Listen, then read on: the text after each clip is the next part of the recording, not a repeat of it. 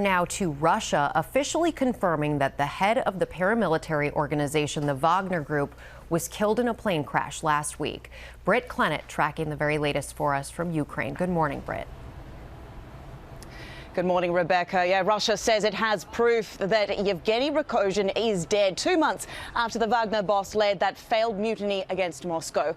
Russian investigators say that after forensic testing, it can confirm Prigozhin was among 10 people on board the ill-fated flight last week. But Russia hasn't said what may have caused the private jet to suddenly fall out of the sky not long after takeoff northwest of Moscow. The Kremlin is denying it has anything to do with this crash, calling such claims an absolute lie. Meanwhile, Ukraine says its troops are making progress as they try to push south, confirming it liberated the village of Robotin, which may open the way for further advances. Gio.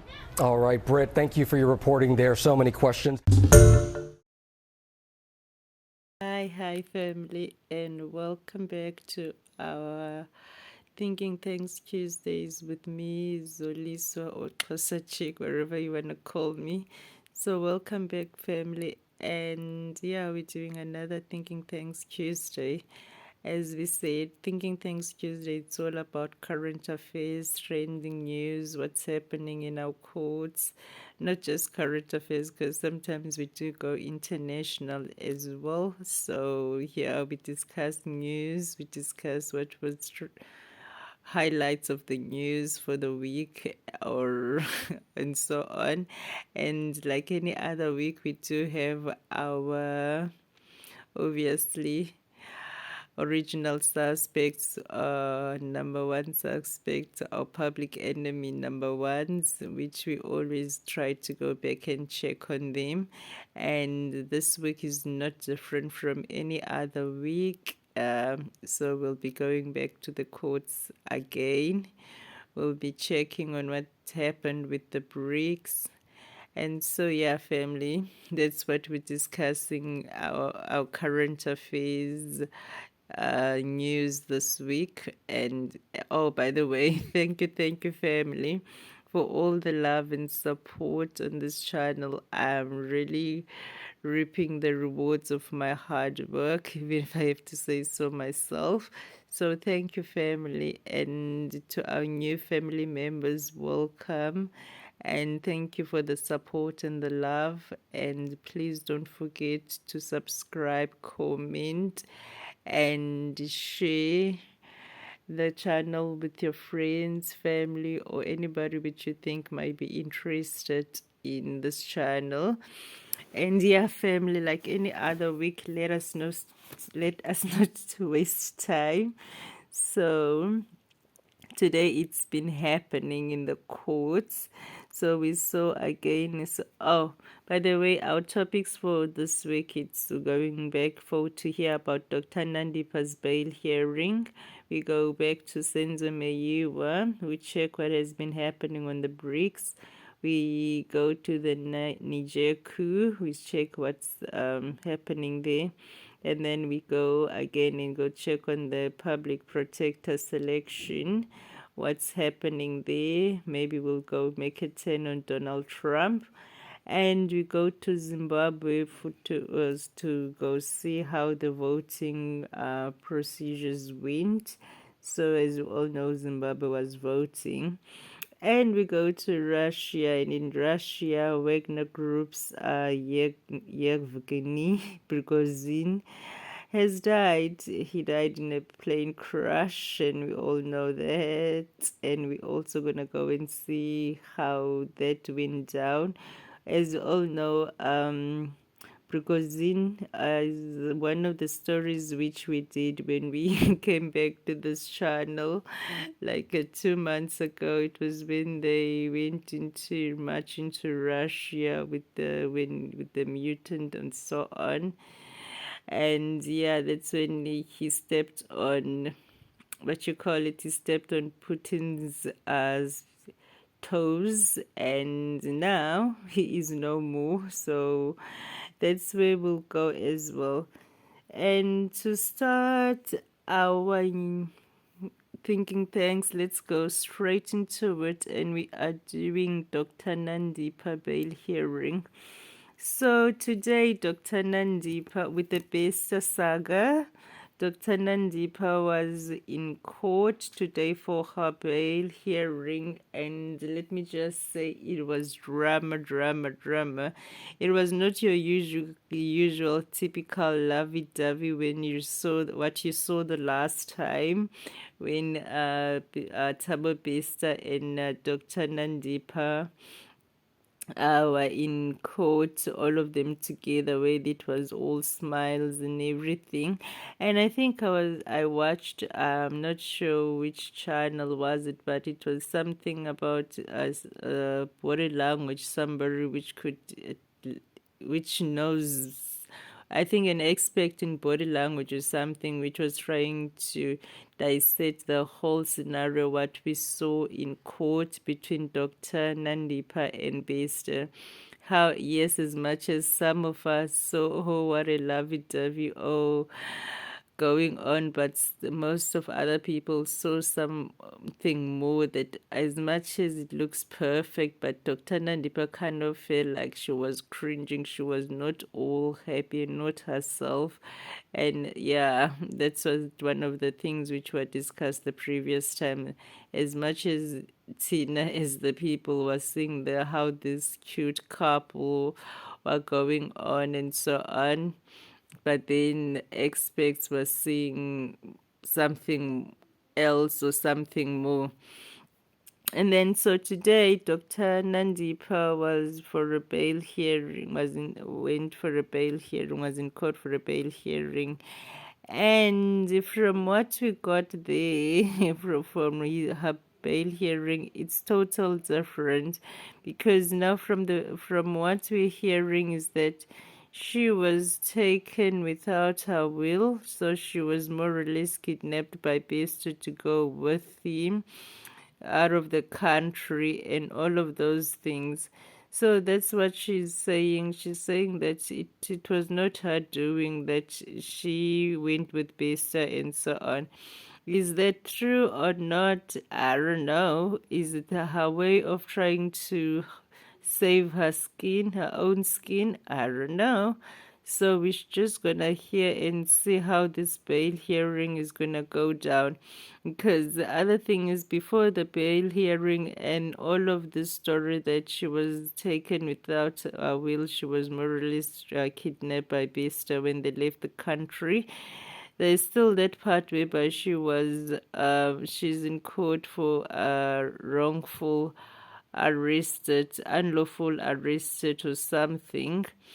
So at the end of the day, you ask yourself, which part are you trying to prove? That the person which you left the country with was you were a victim in the whole situation? So if you were a victim in the whole situation, why didn't you start there?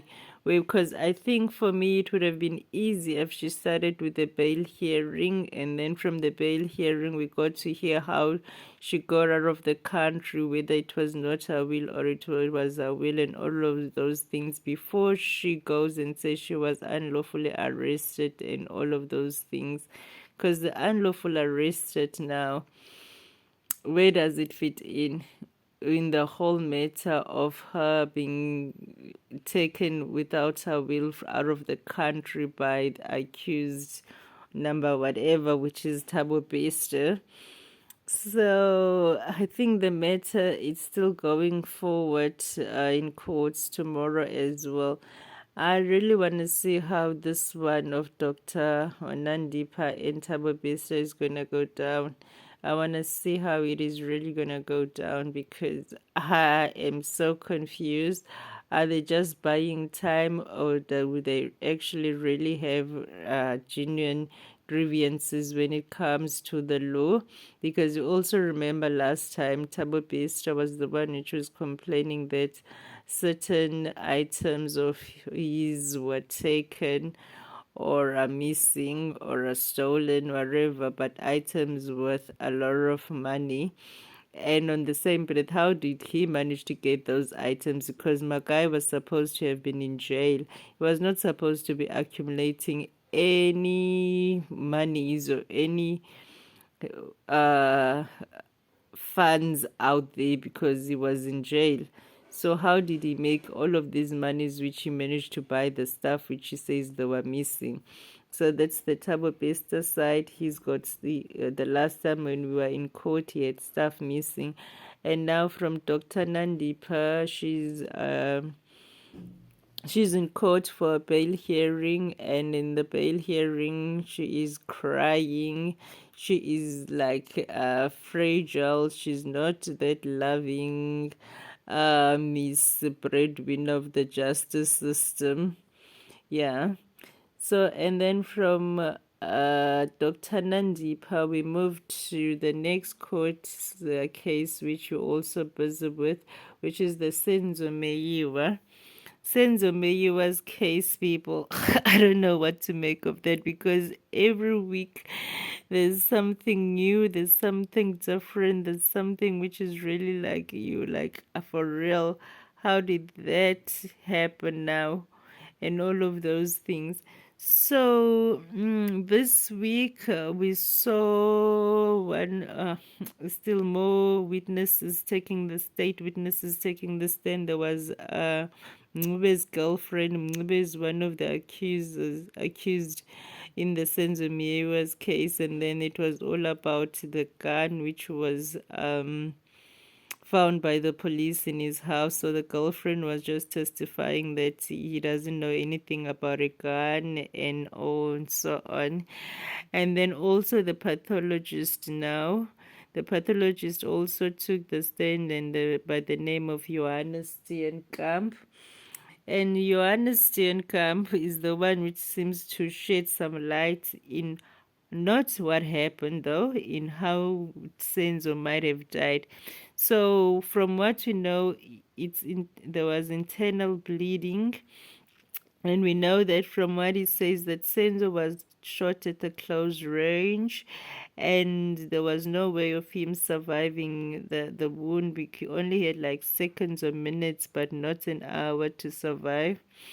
And also the gun was pressed against his chest, so that's how he got internal bleeding. So it was a contact contact entrance wound. So we know that whoever shot Senzo was not standing from far away, was standing actually very close to him because the gun was on his chest. And then we also know that it's not possible that Senzo was shot at the back, so Senzo was shot in front, unlike maybe some of the people we've heard giving testimonies saying that the intruders came and so on and shot Senzo at the back. So the pathologist says that Senzo was shot in front. The gun was pressed against his chest, and then it was the close range, as we all say, as I said before. So he was not shot in the back. So tomorrow we still continue with Senzo's case, which in this tomorrow is going to be the ballistic expert, which will tell us what kind of a gun was used to shoot Senzo, or bullet and all of those. So that's what we'll be hearing tomorrow from Senzo's case. And let's see what we have here on ENCA. It says here, the firearm that killed Senzo Meyiwa was pushed against his chest when the fatal shot was fired. That's according to evidence from the forensic pathologist who conducted a post-mortem on Meyiwa's body 2 days after his killing. The pathologist says a bullet punctured Meyiwa's right lung and heart, and that the soccer star would only have survived seconds to minutes after being shot. That's Dr. Johannes Steenkamp. So that was the pathologist who was given testimony in court earlier today. So as I said, as you all can hear, that Senzo, there was no way Senzo was going to make it. And then on our next story, we move on to the public protector. On the public protector side of things,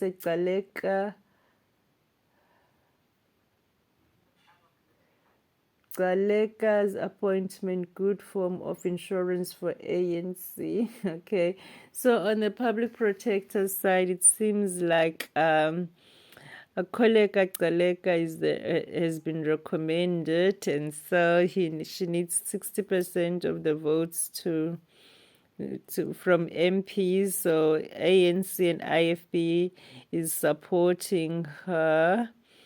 And yeah, as I said last week, we all knew who was going to get. I think last week I said public prosecutor, but it's public protector. So I think I made a mistake with the PP last week. But the public protector, we all knew, even from the beginning, when we look at the list of the shortlisted candidates, we did say Koleka Galeka. As you all know, she has been acting as the public protector when Busisiwe Mkhwebane was up and down courts and inquiry commissions. She's the one which gave Cyril Ramaphosa, the president, the green light on the Phala matter. So obviously, it was no-brainer for us to think that after she did so much work and showing loyalty, that somebody else will get the public protector position, because I believe one of the reasons why Busisiwe Mkhwebane was in so much hot water is also part of these Phala reports and so on, and people wanting to know how did the president benefited from this Phala saga. So when the acting protector, public protector, comes out and say, he didn't benefit, he was cleared, nothing wrong was done. So obviously, and then after that, she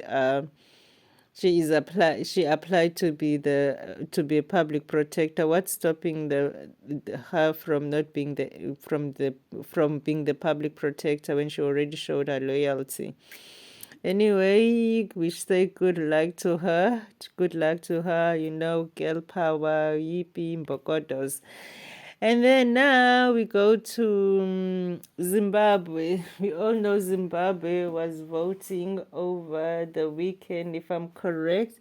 And yeah, the vote didn't go according to most, but then Zimbabwe elections is Triple C to challenge the results. So there's an OPF won again, and then the party which was the opposition was the Triple C.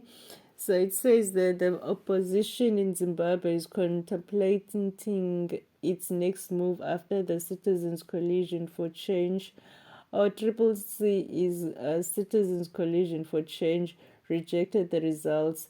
The regional body saga is looking into this issue. So we know Zimbabwe held the elections, and the election outcomes, majority of the people are not happy with the outcomes because they kind of feel like zintshontshiywe. And then this Triple C was the opposition party, which they kind of they are rejecting the results though, and hopefully SADC, which is the SADC, will look into the issues.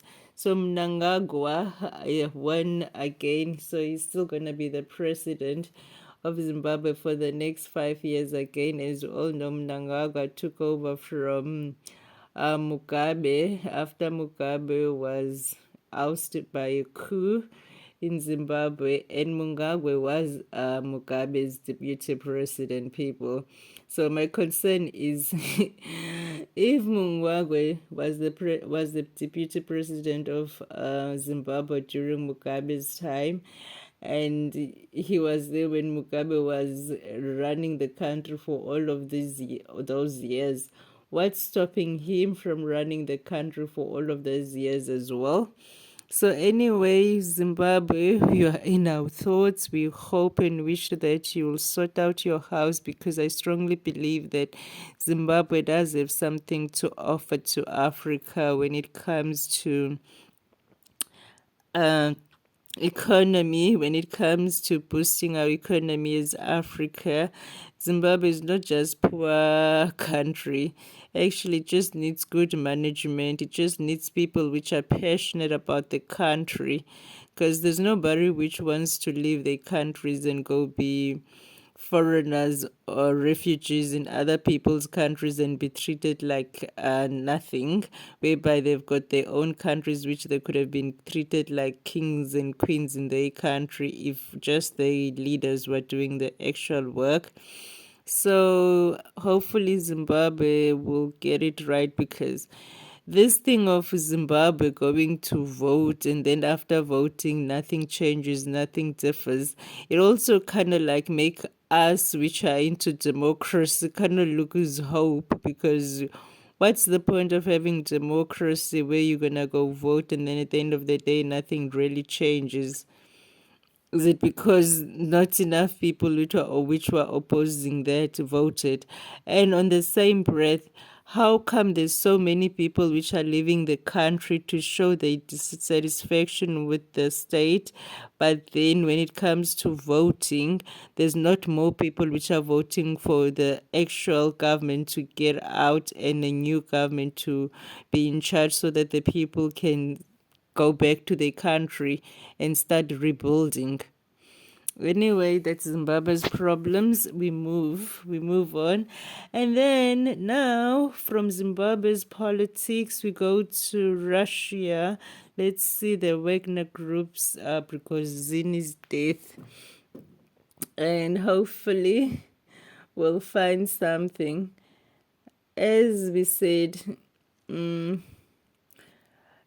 as we said last time, that I don't know, when we started this show, that we did Russia as well, and then that time when we did Russia, it was I'm trying to see what we have on Prigozhin. It was that time when apparently Prigozhin marched into Russia and so on. So expert breaks down clues from video of Prigozhin linked to plane crash. That was 5 hours. That was 5 days ago. Yevgeny Prigozhin listed among passengers of crash plane. Russia state media. So let's see. That was 6 days ago. So actually this happened like 6 days ago. I don't know when was 6 days ago.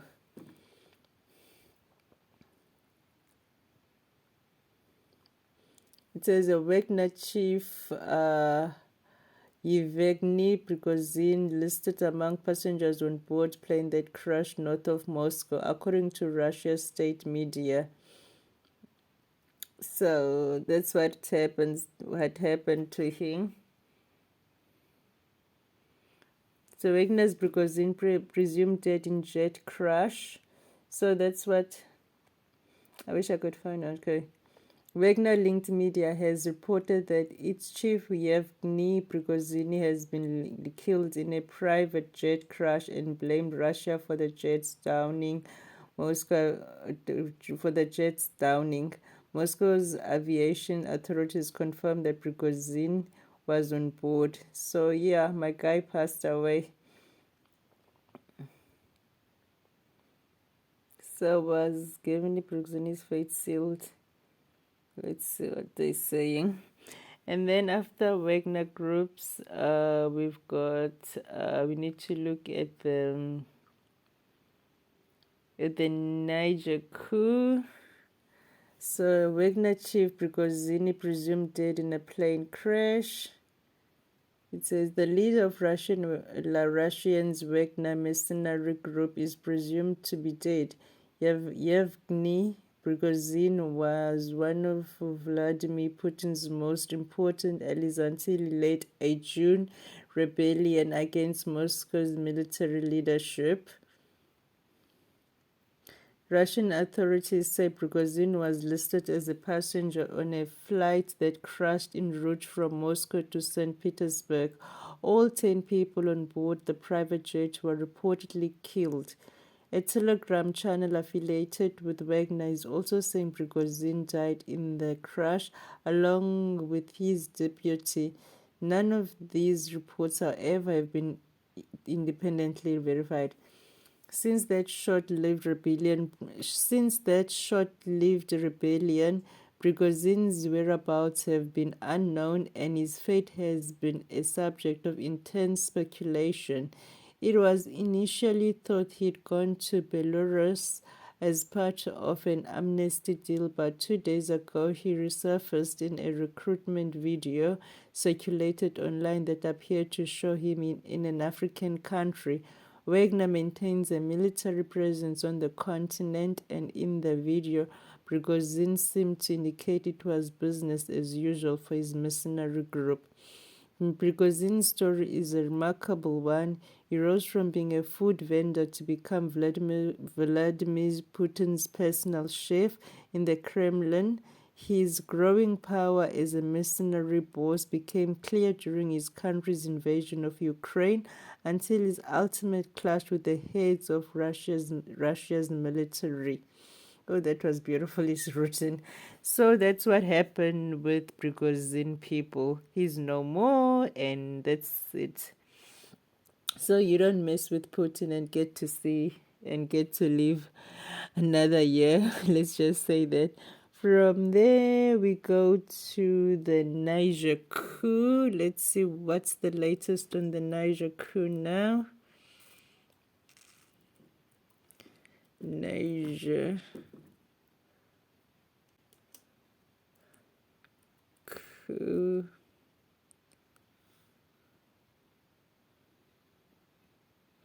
Hopefully something is happening.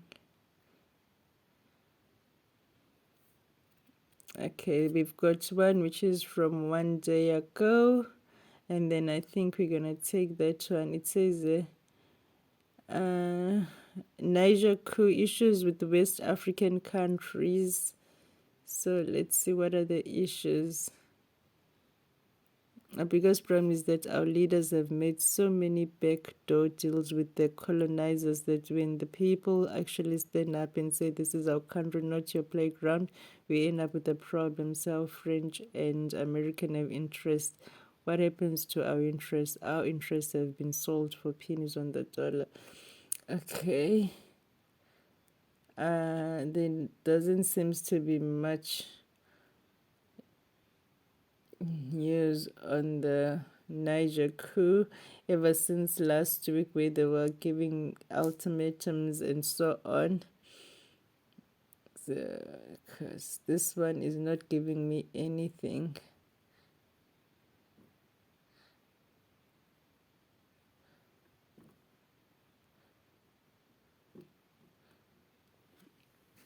Let's see, what do we have? Okay, it seems like there's not really developing news. Because the only news which I'm finding, it's 3 days ago. Niger coup leaders gave French ambassador 48 hours to leave the country. I didn't see that one.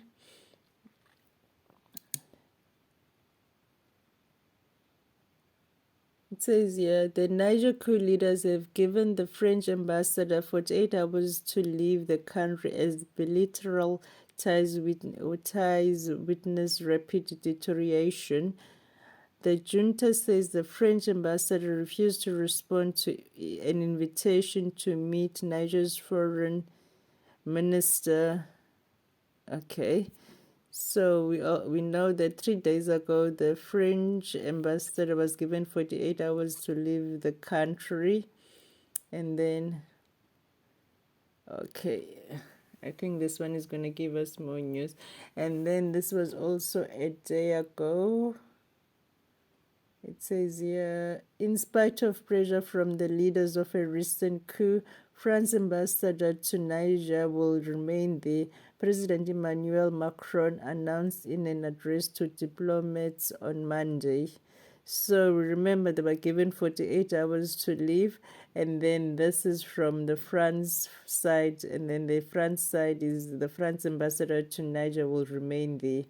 So it's still back and forth, and there's still no resolution when it comes to the Niger coup. Who blinks first? France defies Niger coup leaders. Okay, here's another one. Let's see, what does it say? So now it's just between Niger and the France and the Niger coup, saying that coup blinks where France defies Niger coup leaders' ultimatum. Okay, as we said, after Guinea, Mali, and Burkina Faso, this time feels like it's personal. France president taking on all comers in his annual address to his ambassador in Paris, insisting his man in Niamey is staying put, defying an ultimatum from Niger's coup leaders, and ring what Emmanuel Macron sees as wavering on the part of Europe and USA allies. So yeah, it's just France flexing their muscles, saying that they won't listen to the Niger coup leaders of that. For the France needs to leave. They had like 48 hours to leave Niger. So we move from the Niger coup. Now we do our favorite last story. I think we're gonna end the story of today on Donald Trump. We know that last week that Donald Trump was supposed to go hand himself in, and now we go to see whether he did hand himself in. Oh, how can I forget? Donald Trump news. Let's see, what do we have about Donald Trump. Trial date set for former President Donald Trump. So there's already a trial date for Donald. So he did hand himself in. Remember last week we stopped where he was supposed to have handed himself in with, I think, 18 of his co-accused and so on. And then Trump is scheduled to stand trial on March 4, 2024. He has been charged with trying to overturn the results. Trying to overturn the results of the 2020 election.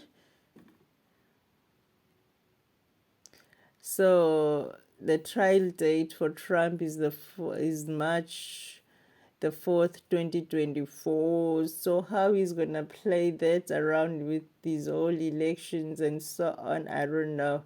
And U.S. federal judge. Trial date set. U.S. federal judge sets March for trial date for Trump in election interference case.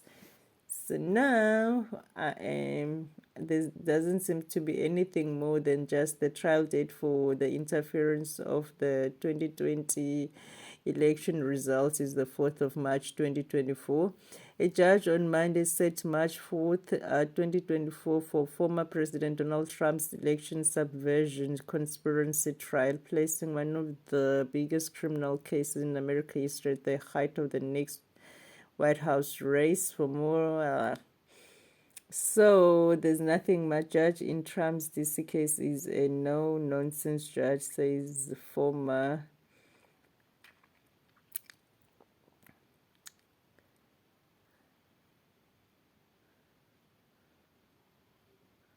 says former President Donald Trump's lawyer are pushing back against the March 2024 trial date set by Judge Chutkan in the former president's election conspiracy case, claiming it is too soon to properly prepare for. But former lead investigator for the January 6 committee, Tim Happel, says Chutkan is likely to remain firm on the date.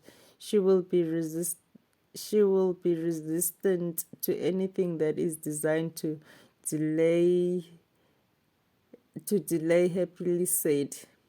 So on the Trump side of things is that Trump's date is on the 4th of March next year, or his trial date, and his lawyers are doing everything trying to change the dates, but then it says that the judge, which is in charge of the case, is very strict and firm, so there might be no way of him changing the dates. So that's what's happening with Trump. And one of the things which India did, how can I forget? You almost forgot. You didn't go to the Brics.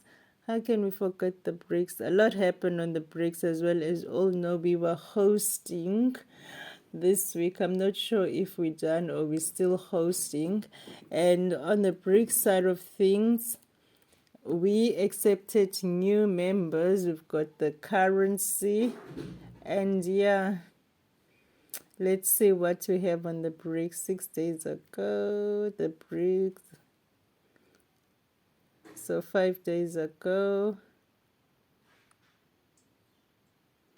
when the Brics expansion shock is Argentina already out. Dollar, okay. Let's see. Will the expansion of Brics benefit Africa? 4 days leaders announce Brics. Okay, let's see what do we have on Brics. I know that there's a lot which happened on Brics. We are given monies. Okay, it says Brics heads of the state arrive for photo op summit venue. South Africa's Ramaphosa, Brazil Lula, India's Modi, and China's Jinping will attend summit in person. Russia President Vladimir Putin will address the summit visually, while his foreign minister Sergei Lavrov attends, and in his said, okay, we know that one. So from what I know, from what happened in the Brics side of things, is that I can't believe that I don't have more stories on the Brics, is that we've got the Brics currency. Yes, it was trending, and we've got the Brics. Okay, summit day recap. Removing the US dollar as the currency of trade. Yes, the Brics summit possibilities were also called be fraught with danger. Hey. So Brics summit day one recap. Removing the US dollars. The fifth Brazil, Russia, India, and China and South Africa Brics summit kicked off in South Africa on Tuesday. The five-member organization boasted that it has surpassed the purchasing power of the G7 countries, a sign of the growth and sustainability of the bloc. Okay, so I want to know about the implication of declaration admission news. Declare China, Africa, Russia, and Brics install a Brics summit one-on-one with... Okay, from the Brics side, as much as saying that Brics 20 to gold, back currency gold. Okay, from the Brics side, I know that what I've heard from the Brics is there's more countries which were accepted to be Brics members. So now we were asking, is it going to stop going to be Brics now? Is it going to be another name, saying that there's more other countries? I'm not sure which other countries though, because I'm trying to find the news and I can't seem to find something which is relevant. So we know more countries were added on the Brics, and also in the same membership of 6 new countries will begin from January 2024. 6 of world's 9 largest oil producers now part of Brics. So 15 Brics summit concluded in South Africa, so we are done. 5 nations grouping agrees to add 6 more members. So now it's not going to be 5, it's going to be 11. It's going to be Argentina, Egypt. Let's see.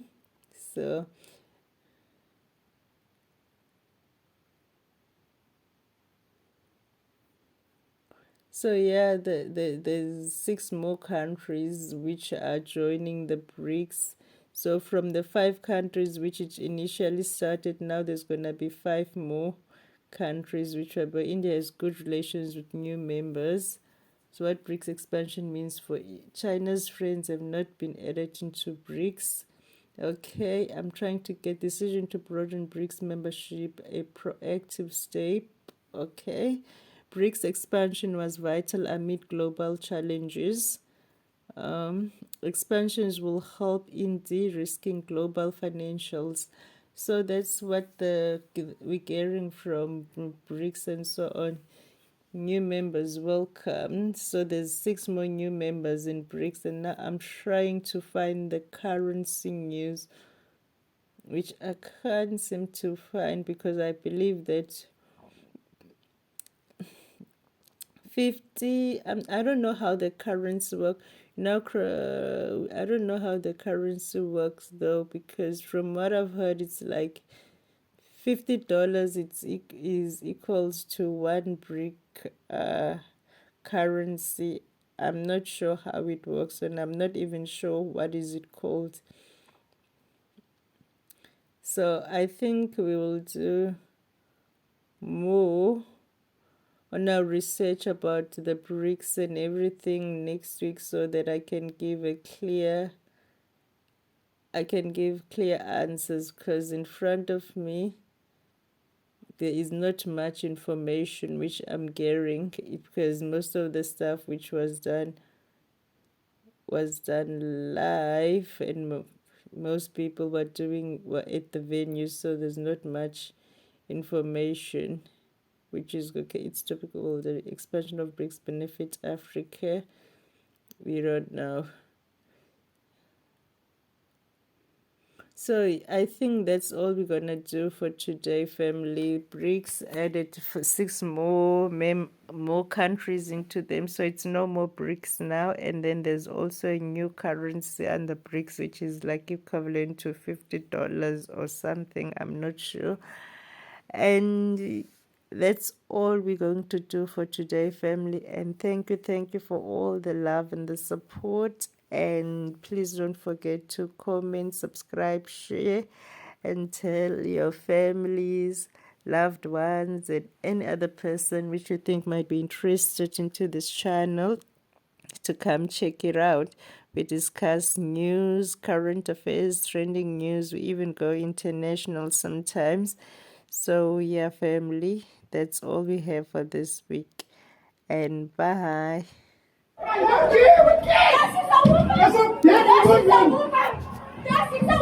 No, man. No. Take the woman. No. That's why I see you. That's why I see